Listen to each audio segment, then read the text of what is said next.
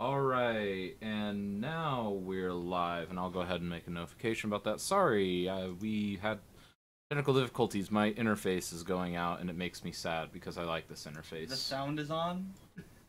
Every, well, it's on. That's what I had to do. I had Right, to right. fix everything. It was. Hang on, I'm gonna mute the.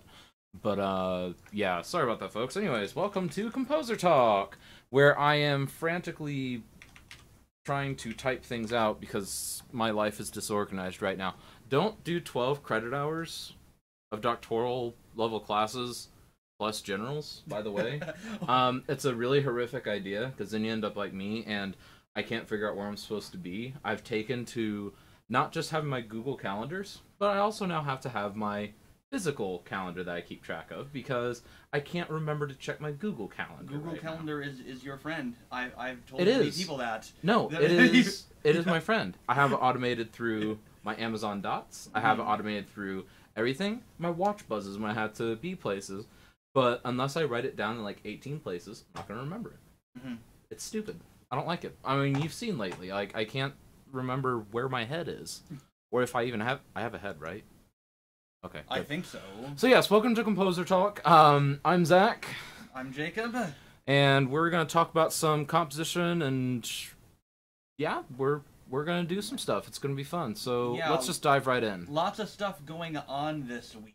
We're in an awards season, and that holds true for composers, I suppose, as well as for the film and TV industry. The big Yeah, but news. they're not important. Well, there is music in movies and television. No, I was still a little mad about the TV thing though, because one of the shows I watched, like I was telling you, like they were this close to a good nomination. No, not that one. The other one I was telling you about.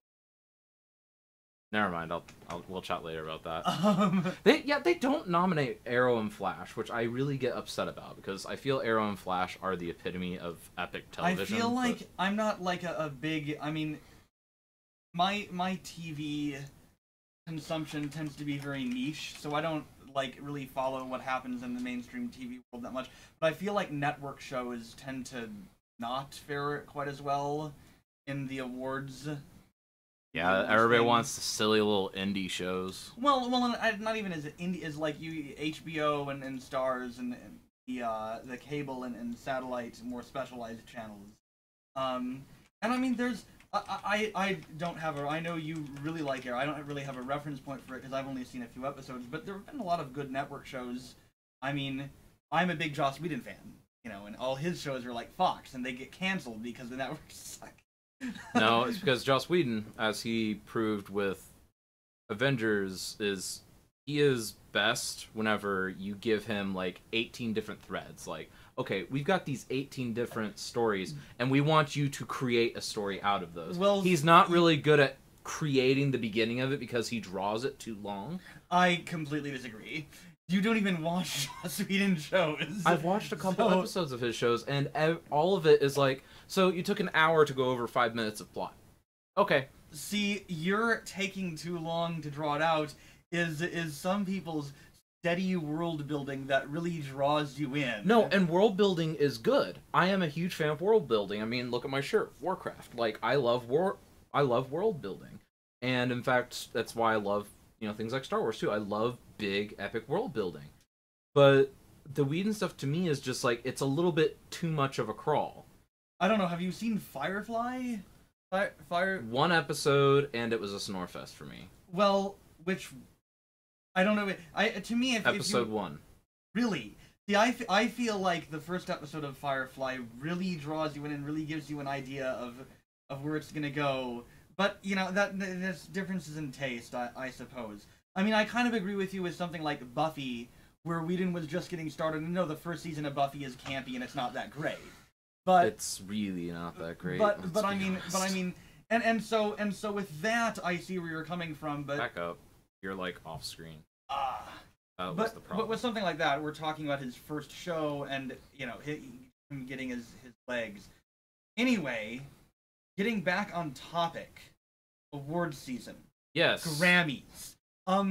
So Jennifer Higdon, just the other night, the Grammys aired, and Jennifer Higdon won the Grammy Award for Best Classical Composition, for her viola concerto, which was recorded on a Naxos record that I believe it was the Nashville Symphony, and that record, which also featured her pieces "All Things Majestic" and her album, not record. People don't listen to records anymore.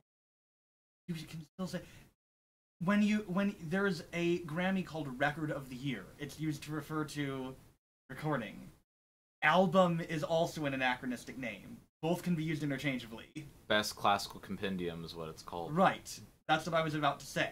Okay. Best Classical the record won Best Classical Compendium. So Jennifer Higdon is sleeping. But I've actually listened to this a couple days ago, and it's fantastic. It's just beautiful. So I highly recommend it. The Viola Concerto. I'd be excited to see it. I mean, I feel like it's a piece that would go really, really well here, because we have a couple of really good violists around that are just kind of looking for stuff to do. Have you heard it? Yes, I have now. Because I'm trying to get, I've just now gotten to contemporary composers in my general study. Yeah, like I keep, because I've been focusing so much on the early stuff. But yeah, so I finally got around to where this was on my listening list, and it's pretty good. The only thing I have to say is I don't envision that our orchestra director would dedicate that much time, because Higdon's orchestration, and in that piece too, is very robust. And it requires a bit of work. It's not necessarily the hardest thing ever, but it requires a lot of ensemble time. And with how, I mean, not just our director here, but how university orchestra directors are everywhere, I'm almost scared that this piece, despite it being phenomenal and winning a Grammy, all that stuff, I'm a little worried that maybe it won't catch as much steam as it could. I think it might take a little while to catch on, but I would be shocked if in 20, 30, 40 years this isn't a staple of the repertoire. At least insofar as anything from the past 50 years these days can be a staple of the repertoire. Because I mean, honestly, it's everything you could ever want in a concerto. I mean, beautiful flowing lines. That also combined with your more driving stuff, especially in the second movement. But yeah, I mean, yeah, it might take it a little while to catch on, because I mean, it's a contemporary piece. But I don't know. I see this standing the test of time, honestly. I guess we'll see. I mean, who knows? So we've also got let's see here. Man, there's just so much. Well, the other Grammy relevant classical music news is Gavin Byers, who's a composer I don't know. He's a British composer. The Crossing, a choir I believe up on the East Coast, won the Grammy for Best Choral Performance. They performed Byers the fifth. And The Crossing's an excellent choir. I've listened to recordings before. So right. Hooray for contemporary music. Yeah, Well, I mean, obviously we're gonna get something because that's our own category. Well, the choral performance one was a nice win. Oh, I guess. I mean, I guess I just don't follow the world of choral music as much. I don't know the piece. I don't know if it's good. But I have heard The Crossing. Look, I have a recording of The Crossing doing some of Lansing McCloskey's work. McCloskey is a composer who teaches at the University of Miami. Miami, Florida. Fantastic composer. Got to meet him a year or two ago when he making his, I guess, guest composer rounds. He was at another school in Springfield, undergrad. But yeah, they're an excellent, and I'll have to give the listen. Awesome. Well, let's see here. So we've got David Biedenbender receives the ASCAP Foundation Nissen Prize.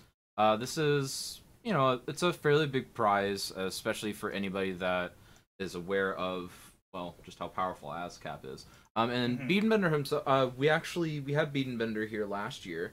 Let's see here. He writes good stuff. Have you heard his, it's the, like, caffeinated, like, dreams or whatever? No. I have heard this piece, the one that won, but I haven't heard, I don't think, much of his other It's like his saxophone. He writes really good saxophone music. In fact, Dr. Lamb is still trying to get a group together to do one of his pieces that's like saxophone plus 3 or 4 other things. Just Right. he can't find the 3 or 4 other things at the same time that can rehearse Yeah. together. So he's been trying to get this done. In fact, Beanbender gave him a score with the hopes of him doing it. And it's like we still can't do it because personnel issues sometimes, because it requires a lot of work. But yeah, so this is I'm happy about it because Beanbender, again, he writes good stuff, and this is a pretty big honor. They give away, I think this is a relatively recent award, if I recall. But yeah, I'm pretty happy with this. Yep, 1975. Yeah. And it's award. It's for a large ensemble piece, and Wiedenbender won with a piece called Cyclotron, which if sounds like a cheesy name, but it's actually named after an actual particle collider. It actually does. Yeah. But and I think part of the piece was trying to capture that that excitement of particles. That's actually, that makes me really excited because I mainly know him for his chamber stuff. Mm-hmm. I'm happy that one of his larger pieces Yeah. won, because now I have an excuse to go listen to some of his larger stuff. Well, and it's a nice piece. I mean, Congrats, for, David. For Wind Ensemble, I had the chance to listen this morning. Not a very dedicated listen because I was doing other things also, but I got to at least get the idea of but you have to only listen to music so you can get the flow. You can't multitask. I didn't say that I never listen to music while doing something else. I simply prefer to do so and do most of my listening in a dedicated space. Fair. But I sometimes listen in the car and listen in other. That's fair. But yeah, so this is, again, congrats David Beanbender on the ASCAP Nizam Prize. That's, again, pretty good award. I mean, it's just $5,000. It's more of a status thing. The money is really not the focus of that prize. Which speaking of money, the honorable mention for this award, Huck Hodge, is our next award recipient for this week. He won. It's odd how that works, by the way. Like, it's kind of like in films. Like, you see the same, list of 10 films that are listed across all categories. Mm-hmm. And it's like, okay, which 5 of the 10 are going to be the finalists for this one? Right. But yeah, Hulk... read his name without thinking Hulk Hogan.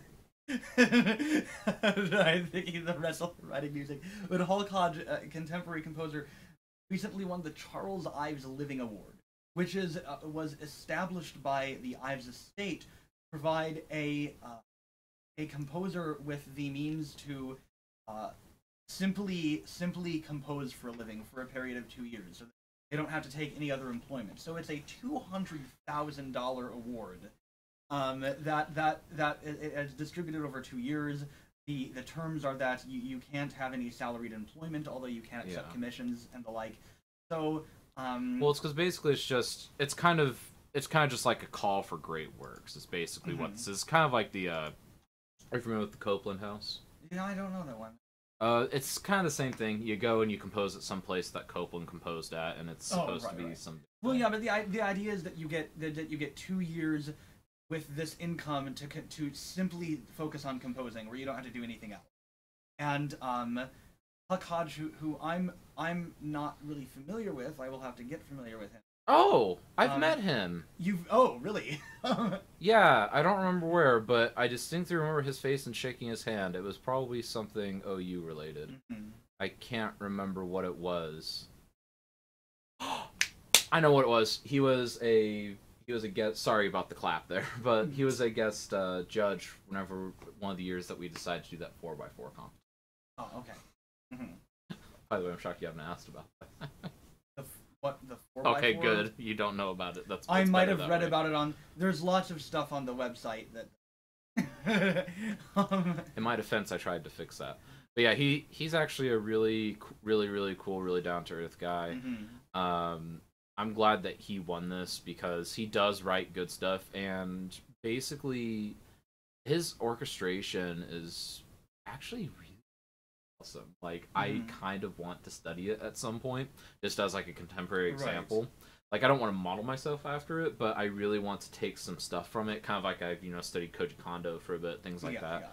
Because he does a lot of really intricate stuff that is it's really hot. It's very cerebral, the orchestration that it Mhm. does. So yeah, I'm really, really okay. Oh, here we go. Hearing Hodge's next pieces, composed with the precious gift of clear work time, thanks to Mr. Ives' generosity to the Academy. Master colorist. Right. Yep, right. there you go. So Gorgeous this is one of those times where, as a composer, you really hope you don't get writer's block during these 2 years. Okay, 2 years is if 2 you have years- 2 years of writer's block, you probably need a different profession. Like, I feel bad that I had a week and a half of writer's Oh, block. I mean, I don't know that that's necessarily true. I mean, there are great composers who have had long periods of non-productivity. Well, but they still wrote a little bit, just nothing good. Like, you know, it's kind of like the period of time between, I think it was it the period of time between Beethoven 6 and Beethoven 7 that he just didn't really do much except he wrote a bunch of his smaller works. Yeah, something he had it several years where Yeah. he wasn't as productive. It might not be those two symphonies. I know it's sometime in the last half of his symphonies he had a gap. I almost thought it was between 8 and 9. Although that might be putting it too late. I'm not I think sure it was about earlier that. than that because it was before he was stone cold deaf. Right. I don't know, but either way, he had a period. I mean, it is common, but you still have a little bit of output. And this idea here is that you have at least a little bit of Right, output. right. So if you can't at least write something bad during that time, then you need a different profession. Like, you know, I was able to etch out bad stuff over the last week and a half. Mhm. Not really bad stuff, just stuff I'm not interested in. I don't know why, but every time, just sidetrack, every time Dr. Lamb tells me to write for an ensemble, I can't write for it. The law kills, spirit gives life. No, I don't know what it is, and it's every time he asks me to write for Winds. If he asks me to write for anything else, I can do it, and I can write for Winds on my own. But if he asks me to write Winds, I can't do it. I don't know why. Anyway, so distractions aside, yeah, congratulations, Huck Hodge. Huck Hodge, he, you know, cool guy. He writes good music. I'm glad that these guys obviously think so. But yeah, you can read all the jury comments, which that's actually weird that you can read the jury comments. Yeah. That's not normal. Yeah. Maybe No, they just usually thought like it that. looked cool. I don't know. Maybe they. Yeah. I don't know.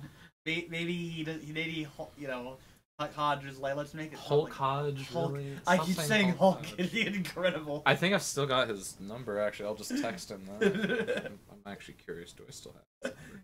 Here you go, read the next one. I'm just Anyway, curious. and our final award for this week is the 2018 Barrow Prize was just awarded to Stacy Yep. Garrop. Still have and- text from him. Oh. I have an internationally renowned composer in my And phone. I'm trying to pull this up because you got your mouse out here. Well, I have it where it's Okay. normal for me. For Right. people with normal arm span, it's okay.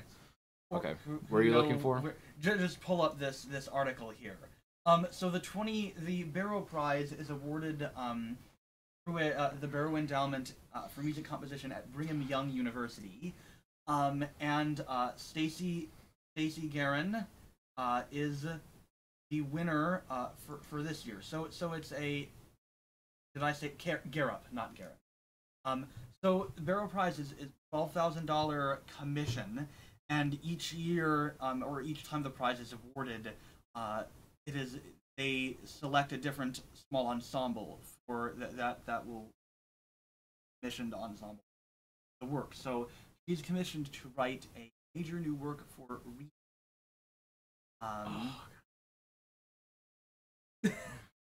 Is this an expression of frustration in your own writing for Winds, or I can't write for wind quintets or quintets.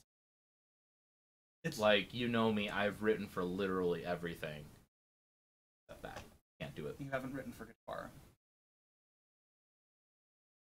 Regular instruments. I'm going to throw that in. That's going to be your challenge from me for the rest of your life until you write a guitar piece. You can't challenge me. Yes, I can. I've transcended time and space. Write a piece for guitar. If you have truly transcended time and space and have an infinite amount of time, then you should be able to allocate some of that infinite time to write something for guitar. Tell you what, I'll have more infinite time in March. Okay. Actually, better yet, after March 30. That'd be even better if you can write something for guitar that I can play.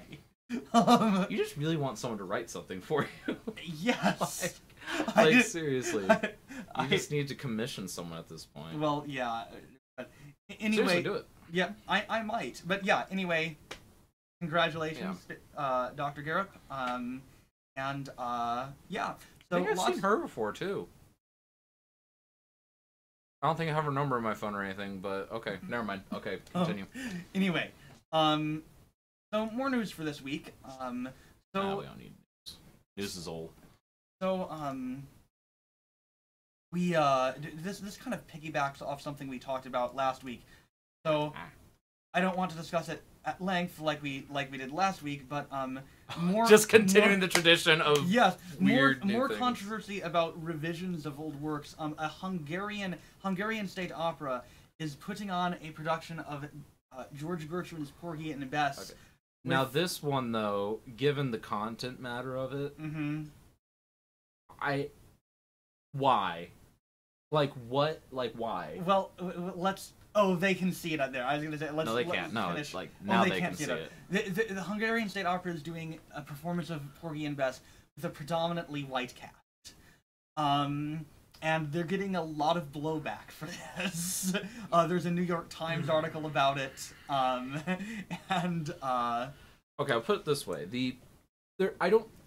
for me, there's a limit with this stuff. Again, I'm just going to recap from last week. My feelings on this stuff is, if it is something core to the persona of who it is, it's like if it's very important that the guy next door that he is Asian because of just like some of his habits or daily rituals, whatever, cool. But if he's just an Asian dude, my neighbor to be Asian, then yeah, you can change that. But if there's something about the character that makes the person, it make more sense for them to be Asian, don't take the Asian person and make them Scandinavian.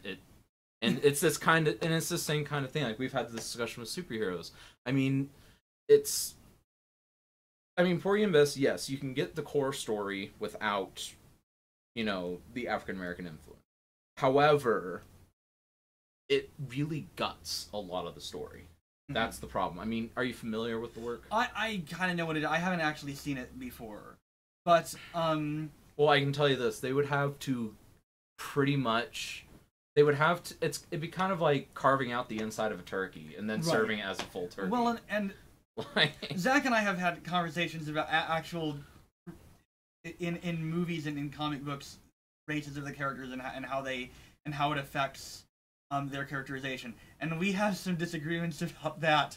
But I'm going to agree with you on this one. I would, to be certain about it, I have to go watch the work. But from my understanding of Porgy and Bess, it's very, very grounded in Black American culture.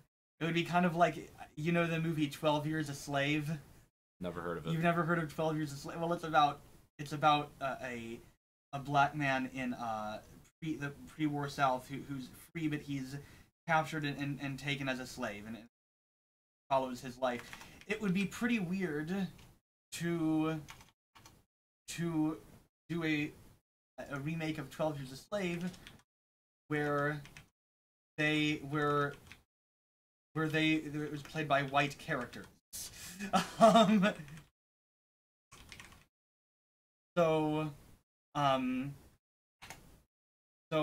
Yeah, even with the not being as familiar with this work, I tend to sympathize with the people who aren't a fan of this change. Which I'm happy for that. I'm glad that you're seeing the light. Okay. I'm making not progress. Seeing the light. This is consistent with. No, I know. Everything. Okay. So up next, ASCAP, BMI, and NAB joint statement on deal resolving broadcaster issues with the Music Modernization Act. So this kind of continues our saga of, it seems every 2 weeks we have something with like lawmaking and like the music modernization stuff. So let's just take a dive into this. This is basically the biggest takeaway from this, honestly, for me at least, is the fact that they have a unified front. Because for the most part, you're either ASCAP or your BMI or your NAP, you're whatever you want to be. Right. This shows that it needs to happen. Like, this is pretty big. So, I don't know. Do you think it's good that they finally have a completely united front? I mean, it's good use for this law. I think it's good in general. There have been we've talked about this bill in the past, and even though a lot of people in the music industry are praising it, there are still some people who are holding out, mainly because they don't feel like it gives songwriters equal representation in issues involving, well, particularly in the committee that this bill was set up, and I think that's an important issue, but there's nothing saying that won't be resolved. Even I believe it was the Songwriters Guild of America who put out an article saying they can't quite support this yet, but they did say it's a good first step, and we want to work with the lawmakers and ASCAP and BMI to improve the bill. So yeah, getting the National Association of Broadcasters on board, because they were one of the big opponents. They were our enemy until actually, honestly, a year ago. Up until a year ago, they were pretty much just like, no, we played it once and you're cool with it, so you got to be cool with it forever. Not how it works. However, I mean, we have this statement from ASCAP, but I haven't gone in and read what the actual changes made in this deal. Where I don't know if I have either. It's a lot of microscopic changes. Right. Is what they made recently. Basically, the state that it's at right now is, if let's just say that you're a games broadcaster, right, and you stream my music without me knowing, and it's something that is known to be my work by more than just myself, then I have the right to take some of the money that you've monetized off of your stream that you did. So, like, if you, and this is the part that's controversial, the way it's written right now is, if someone, let's just say that you're a Twitch streamer and someone donates $600. Right. You would owe me my cut, even if they weren't actually listening and they were just watching. Which, that's the part that I agree that's a little... That's kind of the gray area. As someone who does this stuff regularly, well, not cheating like that, but as someone who streams regularly, there are people who do that. However, it's really hard to actually prove. Well, you're also getting into a gray area of somebody donating to your Patreon or something, and which is not legally synonymous with income. It isn't. However, the way that's done with online broadcasting is it's often through a service such as PayPal, which is considered pay. Right. That's not donations at that point. It's a tip jar, is what it is. So, again, it's still a little janky. I'm not saying it's perfect. The biggest victory here is the fact that we've got people from ASCAP, BMI, and NAB in the same room, and they're not eating each other. Like, that's my big victory with this. Because honestly, the changes made over the last week, microscopic. Like, they're literally microscopic. It tweaked some numbers, and it changed some wording. Nothing significantly changed. You know, songwriters as opposed to composers, for instance, they're still a little misrepresented. I don't know how much more that's going to get fixed, unfortunately, because the problems with, you know, the Music Modernization Act, songwriters, at least according to ASCAP, I don't know how BMI and NAB feel about this, but at least ASCAP feels that songwriters aren't as effective in getting stuff done. No, affected, not effective. Because if you're a songwriter, your stuff isn't typically the stuff that is shown as part of a broadcast. I mean, isn't part of a broadcast. Well, like, for instance, like, if you're... Because ASCAP distinguishes between songwriters and composers, obviously. Okay. And songwriters, just typically the stuff that people have for background stuff in a broadcast or a news thing, or me and you right now, if we were to have background music, it tends to be stuff that's not songwriter material, it's composer material. So are you saying it in the sense that if you were to play a music video or something on a show, you would say the name of the recording artist and you would say the name of the label, but the songwriter wouldn't be directly credited? No, the songwriter would be credited. However, they're not being credited as much as they want to be. Right.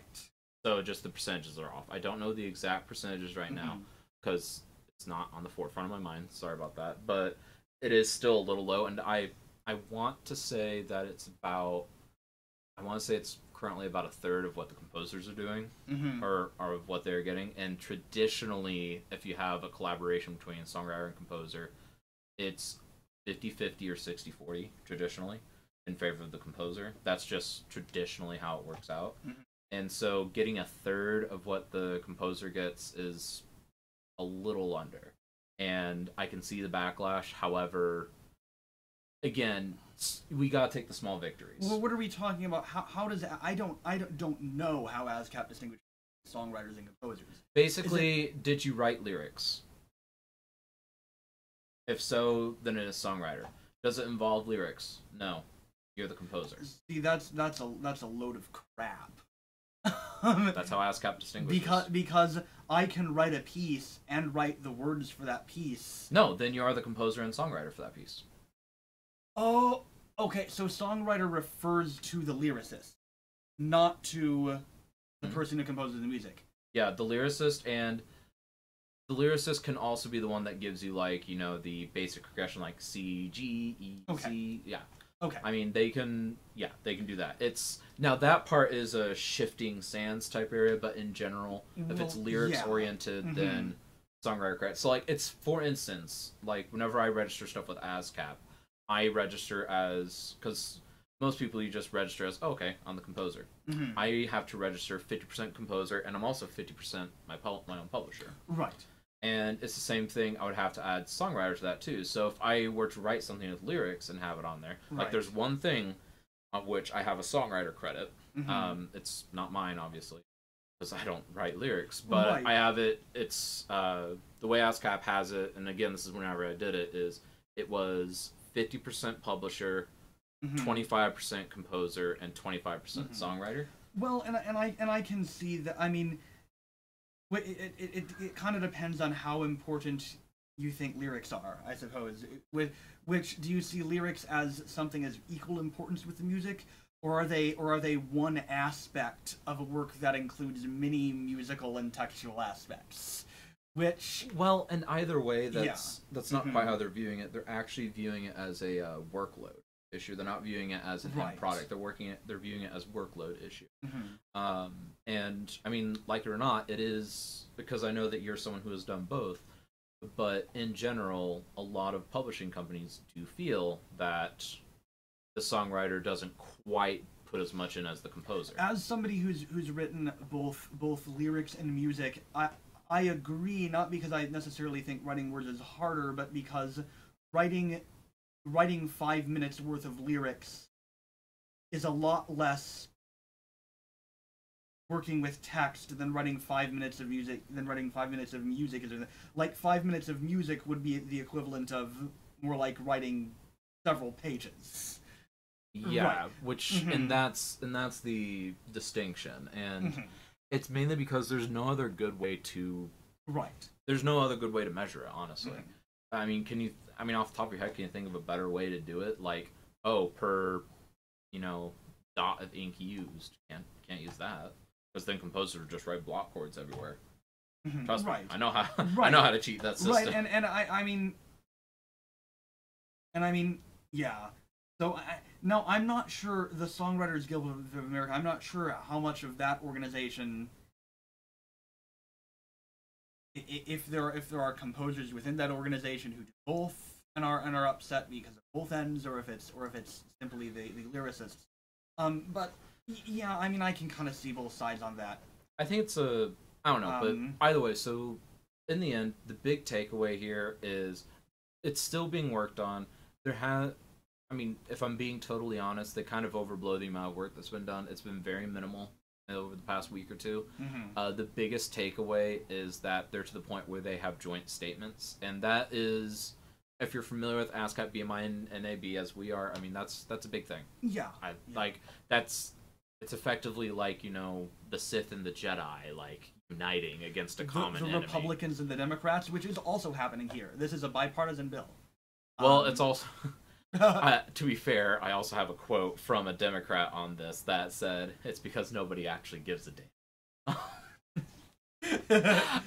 I mean, I'm not saying that he's right, but I'm laughing because it's fair. Well, Like, that's how they view and it. I mean copyright, not just with this particular issue, but with copyright issues in general, is a big problem in our legal system that doesn't get a whole lot of attention in the media. Well, because it's not gay marriage and it's not abortion or immigration or something like that, but it actually is a big issue both in music and literature and really anything arts copyrighted. It is, So, and it's just the reason why again this is at the forefront now is because enough people have been outraged because honestly, too many people have been getting away with not giving their musicians the right amount of money and with illegally using music, and this really became mainstream whenever you had the rise of streaming in general, because I'm streaming myself playing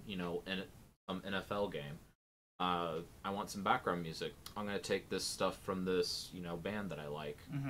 People just didn't think about it because we haven't had a need for copyright law to be common knowledge until recently. Well, and I mean, yeah, the internet's blown it way out of probably. Well, honestly, and before streaming, I mean, YouTube. I mean, 10 years ago when YouTube was really coming to the forefront, that it was becoming a problem then. It just wasn't very pleased. I mean, I remember watching a lot of videos. In fact, I have friends who made videos that were, for those that don't know what machinima is, they basically made music videos, but like with the game avatars and all that stuff in there, and just ripping stuff off from bands. And nobody knew that was wrong. Because, I mean, and honestly, I didn't know it was wrong. Because, I mean, I was in like 6th grade.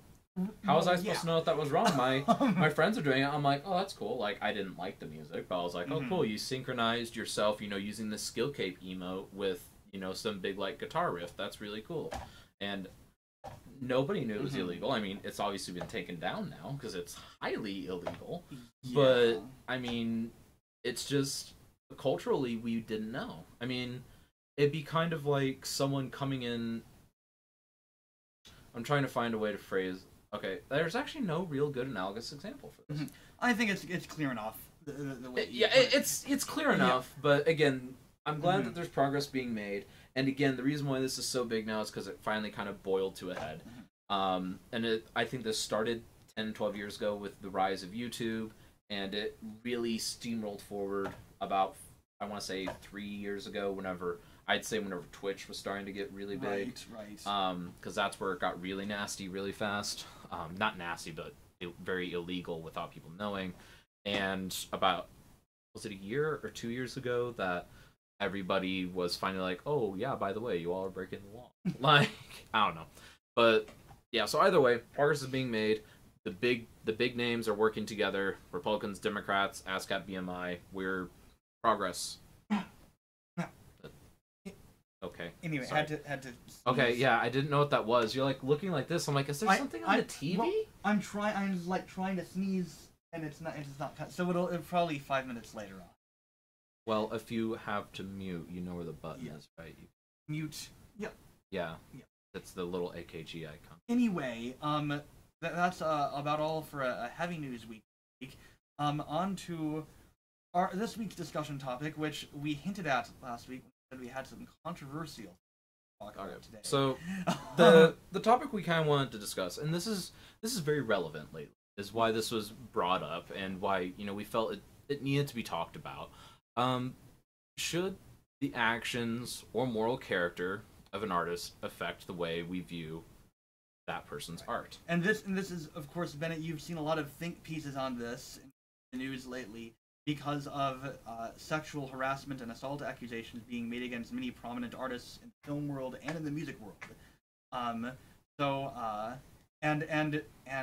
The question of, well, should we, like Mark Levine is the conductor of the Metropolitan Opera Orchestra, has been accused by several people of sexual harassment and assault. The question is, should we still listen to the music that he's made? Should we still celebrate it? So, Well, let's hear your take on this. yeah, I'll open up here. Okay. I think that I gotta be careful how I word this, but I think that to a point, we shouldn't ignore their accomplishments because they still accomplished something. Mm-hmm. You know, we still recognize. I mean, it's kind of like, for instance, touchy subject. But I'll go ahead and mention it. Well, sorry, on YouTube you can't actually say the name, so I'm going to dance around it. A certain 30s and 40s era German leader with a very distinctive mustache is very renowned for his speech skills. In fact, when I was learning speech and debate in high school, an intro to speech and debate, one of the things we did, watch a video of him talking at a local university in a certain capital city of a certain Central European nation. We obviously weren't watching it to know the doctrine, but we were acknowledging and still kind of wowed at the fact that this particular small German man was very effective with words. And it is not even a debatable point that he is very skilled with words. We still recognize him for that. However, every time we see that, you have the caveat from an instructor that's showing you the video, or, you know, something before the video, if it's an instructional video, that tells you, hey, we might not like what he was talking about, but this little German dude knew what he was talking about. Well, and I think there's... Or he knew how to talk about it, sorry. That's an example. There's a bit of a difference in that particular example, because you're talking about... Well, let's take Wagner as an example, right? Yeah. He and ignoring the Ring for a moment, because there actually is some anti-Semitism in the Ring. If you just take some, if you just take one of Wagner's earlier operas, that doesn't really have. Pull up some of the early sketches, right, if you want. That doesn't really have any anti-Semitic themes in it, but Wagner was an anti-Semite. I mean, he was a really terrible person. There's I think there's a little bit of a difference, although I think that's still a cogent example where someone like this German dictator, I never say he was dictator. I just say he was a small German leader. was giving speeches that advocated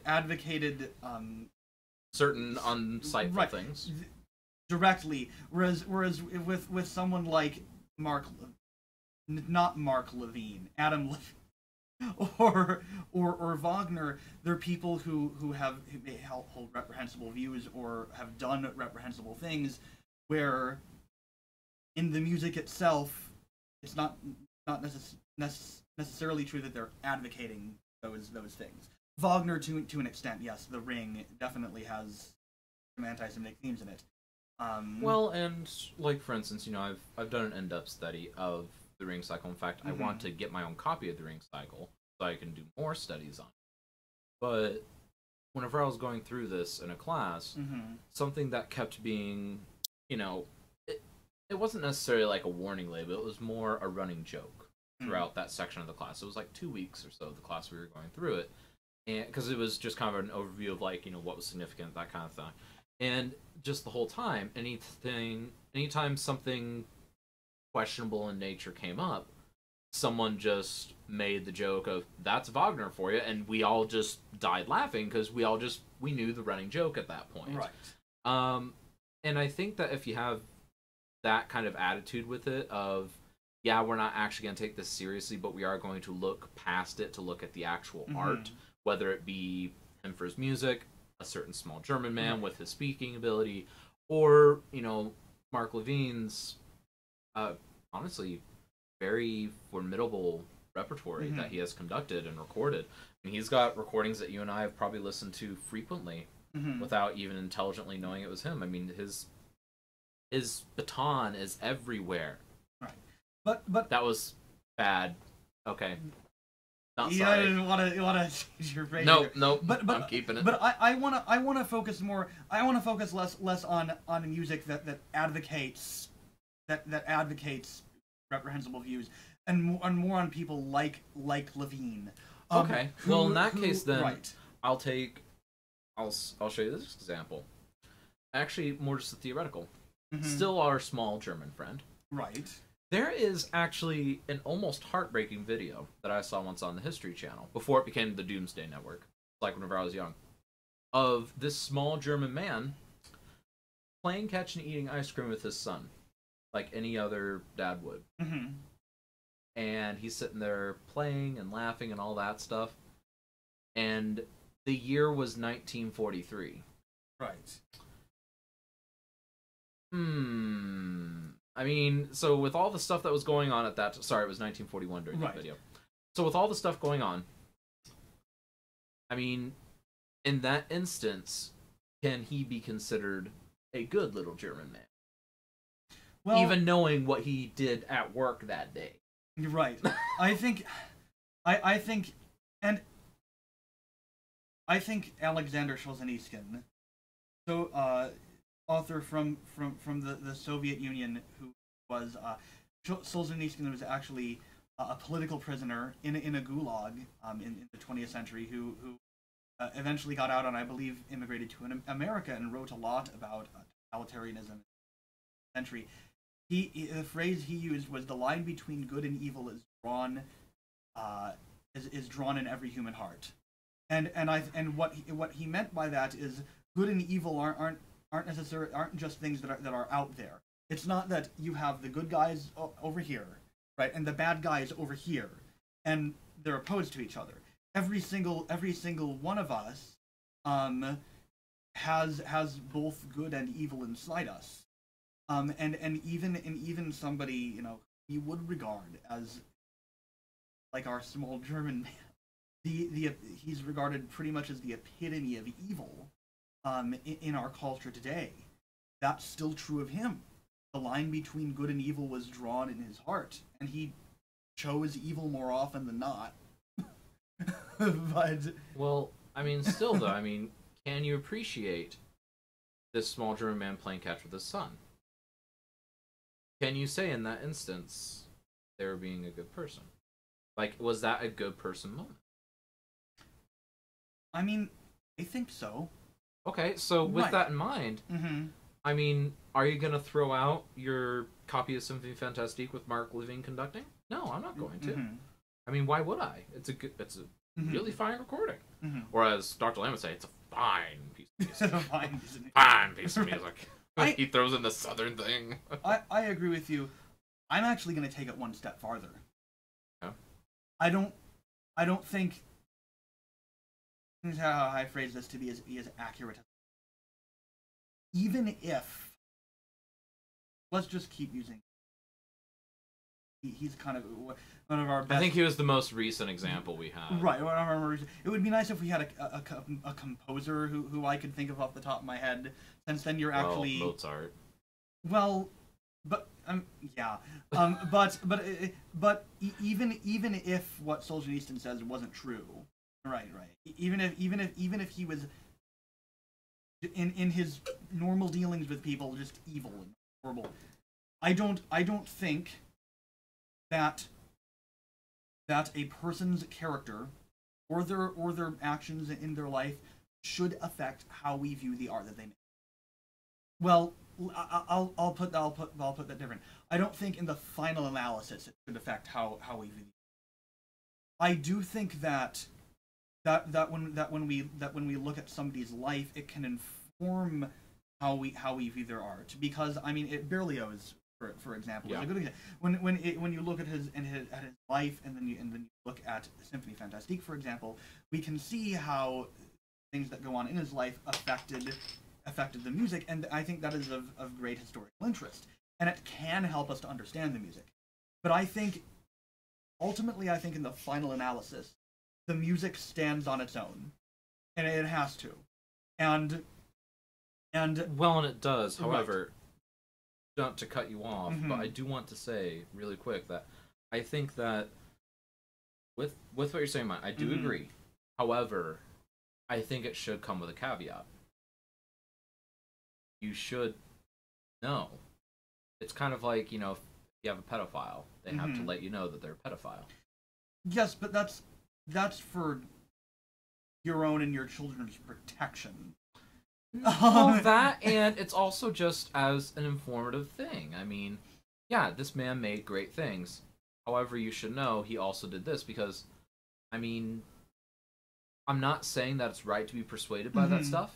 However, I mean, maybe there are some people that might be offended later down the road that you didn't inform them, or that they weren't informed that this conductor did this kind of stuff, and they wish that they would have never listened to that, and then they hold you accountable for that, even though, I mean, you did nothing wrong. See, I just think they're wrong, and they shouldn't care. Well, I think that too, but I'm also looking at it objectively as somebody who sees people that are this, I'm not going to say stupid, but people that are this foolish. From a practical perspective, you mean? Not even practical. It's not, let's be honest, it's not a practical perspective. Well, a practical perspective in that as the person who's performing this art, you're kind of shielding yourself from criticism of promoting this other right person. And I guess that is what I want to say, because something that we have discussed a lot is, I mean, especially as GAs, we have to sit there and think every time I mean, this sounds really stupid, but actually I have a great example of that. Me and Zach Kennedy, you didn't know him. He was before your time at our undergrad. We went to lunch at a Chinese place, Jade East, not too far from the university, my undergrad. And we were just having a casual conversation. And this small girl, she was like 3 or 4 years old, had the most adorable, like, little pink princess dress. And she was there with her parents, and it was like you could tell she was so excited. She probably like just had like her wisdom, she probably had some procedure done. She was out whenever there was obviously supposed to be school, right? And she was like so happy and giddy, and her parents were happy with her. And we both just like whispered to each other almost at the same time, "Oh, that's such a cute kid." And like we asked each other a question: why, whenever women think that, can they think that but men can't? Just say it. And it's because at that time we had thought about it, and we subconsciously decided to whisper it instead of just say it. Because in the news a couple of weeks beforehand, there was a little girl like that had been taken advantage of by people our age. And so we inadvertently shielded ourselves. And it's something that you just have to do with everything you do. And it sucks. I don't like having to sit there and think, like, particularly if I'm dealing with like a female student, sometimes I have to sit there and literally think about everything I say, because if you say one thing that is even potentially misconstrued, you can be toasted. Like, you can be completely toasted. I could be out of a job even if I didn't actually say anything wrong. Just if it's something that offends the female, then I can be held accountable and just banished. Well, I don't think that's right necessarily, but it's unfortunately the world we live in. And that is, I think that is a danger that you can do something innocently and it be blown out of proportion. When we're talking about this specifically, I mean, sorry, not that. Sorry, something else. I think Continue. From a more philosophical angle, I guess I think to an extent I do agree with you that sometimes a caveat can be a good thing, because there is a thin line whenever you're presenting a work of art to the public between celebrating that work of art and celebrating the person who made it. And whenever you celebrate a work of art, you do at least indirectly celebrate the person who made it. There's a direct correlation, whether you want it to be there or not. And I can see the caveat being necessary that we don't necessarily celebrate everything that this person did. We celebrate this thing that this person did. Which I see. Do I think that every time a Mozart piece is in a program, we have to say, well, Mozart was kind of a leer, Well, fortunately, in that case, it's just pretty much public knowledge. No, like I don't think it has to be every time, but I do think within wisdom, as you say, to make sure that particularly if it's more relevant. Like, honestly, the Levine thing is more relevant than Mozart, because I mean, Mozart's dead; he can't touch you. but I do think that from a practical perspective of wanting to clarify what we're celebrating, that we're celebrating this piece of music, and not the rest of the things that the person did. I do not think that we should think differently of the music, or that there should be an asterisk by the music. Like, this is a pretty good piece, but the person who made it's kind of a jerk, so we should think of it less. Yeah, no, and I agree. I agree. Mhm. Like, we shouldn't think of it differently. However, we do need to be prepared to view it under a different spotlight if it comes to that. Because, like, let's just say we only have a couple minutes, so we need to wrap up. But what I will say is, if you do run into a situation where, let's just say, you're teaching class and you play a CD that has Levine recording, you do have a responsibility at that point. You have the responsibility of letting people know, you know, he might not be a great guy. But here you go. I mean, honestly, I think at that point you're in an academic setting and you should have to do that. Maybe I think it may you have be much to learn, young friend. I think it may be a good thing to do from a practical standpoint. But Yeah. from a You philosophical shouldn't have to. standpoint, I do not think it's necessary. From a practical standpoint, yes. Yeah. That I will make Like, that trust me, distinction. some of our best professors here, I still have occasionally say in a class where we touch on a touchy subject, they still use the words of, might not be a great guy, but I like this one thing that they do. And you know what? Right. It's fair. Like I say, but I do want to distinguish between the practical aspect of shielding yourself from, and I think what really should be the case in academia. Yeah. Where if you're studying something academically, you should be able to study it academically, and not have to. I mean, obviously, everybody brings in their preconceived notions about the composer, about the piece, but be able to study it on its own terms, because that's what the academy should be about. Yeah. Right. And I agree. So yeah, I mean, technically we don't think. I mean, I guess this is a blank statement for both of us at this point. I mean, we don't think you should have to. However, in today's environment, we're obligated to, and it's unfortunately just the world we live in. Not necessarily to view their art differently, okay, I'll summarize as this. Sorry, my brain's a mush. But should the actions or moral character of an artist affect how we view their art? No. And honestly, it doesn't. However, that comes with a small asterisk of, however, you should include a quick half a sentence disclaimer. And that is unfortunate, but it's the world we live in. That's that. Well, do you have anything else to add in before we cut I out? think we're about done for the day, so we will see you later. Feel free to comment, send us your thoughts on this or any of the other things we discussed today. Yeah, and then let us know what you think of all those awards. I mean, geez, this is a very star-studded. Yeah. Stars. All right, so this is Composer Talk, week 15. We're happy to do this as always. Glad you guys tuned in who did, and thanks for watching. Os.